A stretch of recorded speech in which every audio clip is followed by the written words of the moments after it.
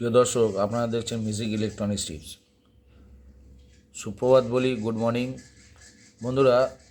আজকে আমি একটা টিসিএল এর কাজ দেখাচ্ছি, যেটা হচ্ছে অ্যান্টেনারে কাজ করছে প্লাস হচ্ছে কর্ডলেস। তো কি প্রবলেম হয়েছে করার জন্য আমি আগে থেকেই খুলে রেখে দিয়েছি। এতে স্ক্রু বলতে কিছু ছিলও না, আমি পাইও নি, তবু আমি খুলেছি। ইনসাইডে দুটো স্ক্রু দেখতে পেয়েছি, কিন্তু কোন সময় কেমনভাবে যে এটা কেউ খুলে ফেলেছিল তা জানি না, হয়তো জানতো না। তো প্রথমে যে মিস্ত্রি খুলেছে সে 1 2 3 তিনটে স্ক্রু দেখতে পায়নি, সে ভেঙেই ফেলেছে।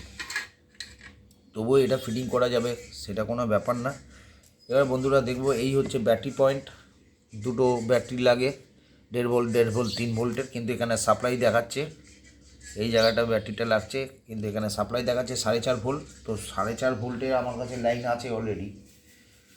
তো আমি ডাইরেক্ট যদি মনে করি ইলেকট্রিকে না দিয়ে ব্যাটারিতেই ডাইরেক্ট চলে যাই, তাহলে ব্যাটারিতে চলে গেলে সাদা আর কালো তারটা এখানে দিলে আমি দেখতে পাচ্ছি এখানে একটা সুইচ আছে। মা, কোথাও বেলের আওয়াজ।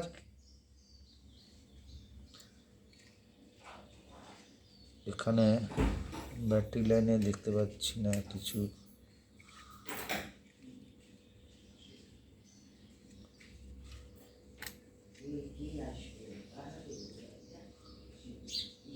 অতটা কোনো লাইনের পাচ্ছি না। ঠিক আছে, তাহলে লাইনটাকে খুলে দিয়ে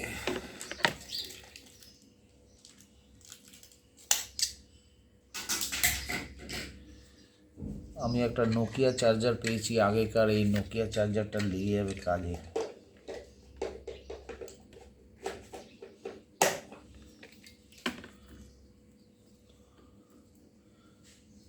চার্জারে এখানে একটা পয়েন্ট আছে, হ্যাঁ এই পয়েন্টটা, এই চার্জারটা গেছে। হ্যাঁ বন্ধুরা, চার্জার পয়েন্টে লাইন পেয়েছি। সুতরাং হ্যাঁ, এই পয়েন্টটাই লাইন আছে, এইটা দিয়ে ব্যাটারিও চার্জ হয়ে যাচ্ছে, কিন্তু ব্যাটারি লাইন দিয়ে এটা জ্বললো না। আমাকে এই সার্কিটটা এখন চেক করতে হবে। কি নেক্সট ভিডিওতে আমি আপনাদের কাছে আসছি, এটার কি ব্যাপার আছে আমি বলছি, লেগে থাকুন। এইগুলো এর জ্যাক, আর এই জ্যাকটার সম্বন্ধে আমি অলরেডি অনেক আগে মন বলছে আমি ভিডিও করেছিলাম, তবে এই জ্যাকটার সম্বন্ধে আমি আর একটা ভিডিও আমি আনছি।